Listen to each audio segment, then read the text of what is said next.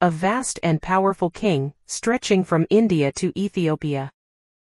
King Xerxes is known for his wealthy lifestyle and the grandeur of his court. His reign is characterized by the grand banquets and his absolute authority. King Xerxes held a lavish banquet that lasted 180 days.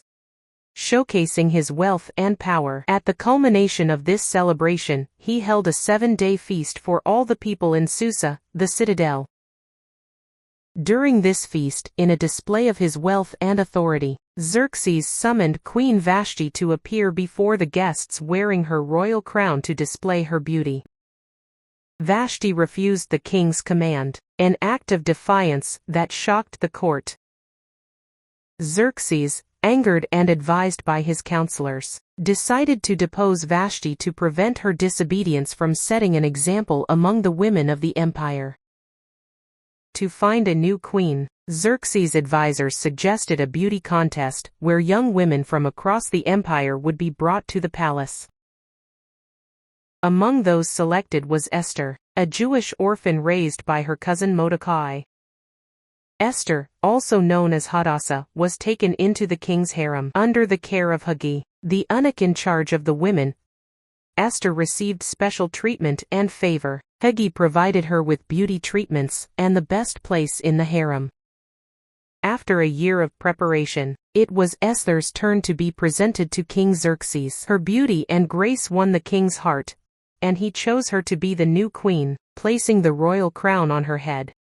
However, Esther kept her Jewish heritage a secret as advised by Mordecai. While Esther settled into her role as queen, Mordecai continued to watch over her. One day, Mordecai overheard a plot by two of the king's eunuchs, Bigthana and Teresh, to assassinate King Xerxes. Mordecai informed Esther, who then relayed the information to the king, crediting Mordecai. The conspirators were executed, and the event was recorded in the king's chronicles. Haman, an Agagite, rose to power and became the king's chief advisor. Haman's ancestry traced back to the Amalekites, traditional enemies of the Jews. King Xerxes commanded all to bow to Haman, but Mordecai refused, citing his Jewish faith. This got Haman really angry, who decided not only to punish Mordecai, but to destroy all Jews in the empire. Haman manipulated King Xerxes into signing a decree that called for the destruction of all Jews, young and old, on a single day.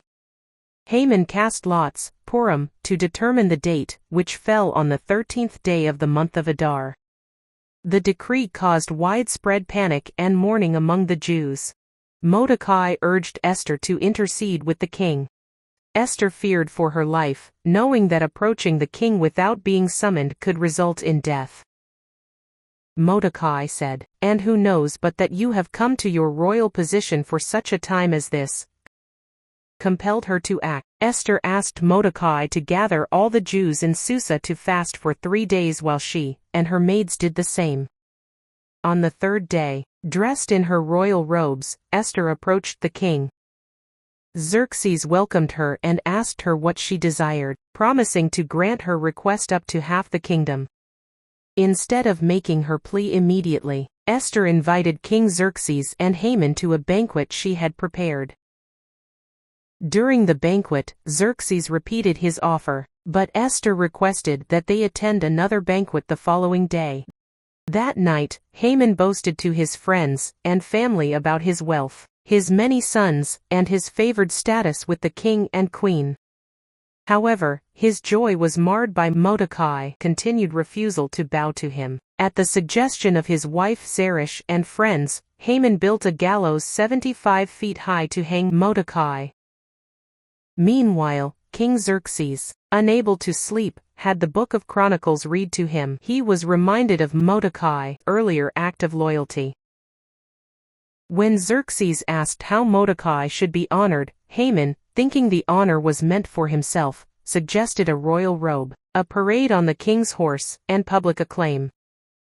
To Haman's surprise, Xerxes ordered him to bestow these honors on Mordecai at the second banquet.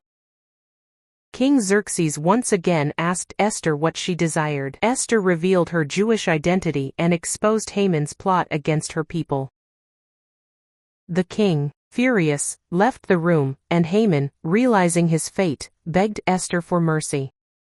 When Xerxes returned, he saw Haman falling on Esther's couch, and interpreted it as an assault.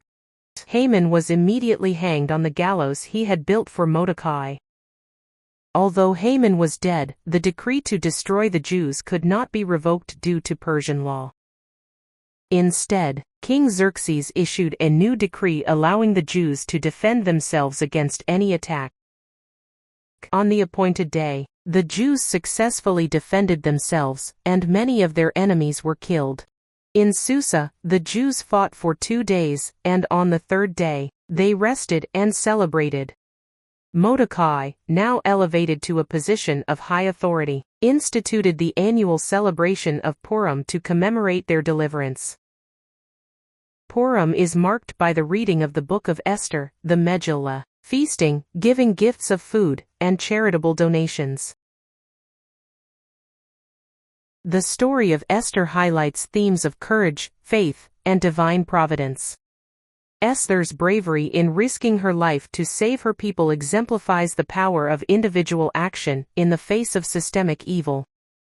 Mordecai, loyalty and wisdom, Haman's hubris and downfall, and the ultimate deliverance of the Jews underscore the narrative's dramatic and moral depth. The Book of Esther is unique in the Bible for not mentioning God explicitly, yet his presence is implied throughout the story, seen in the timing of events and the ultimate deliverance of the Jewish people. Esther's story has been a source of inspiration for many, emphasizing that even in the darkest times, courage and faith can lead to redemption and salvation.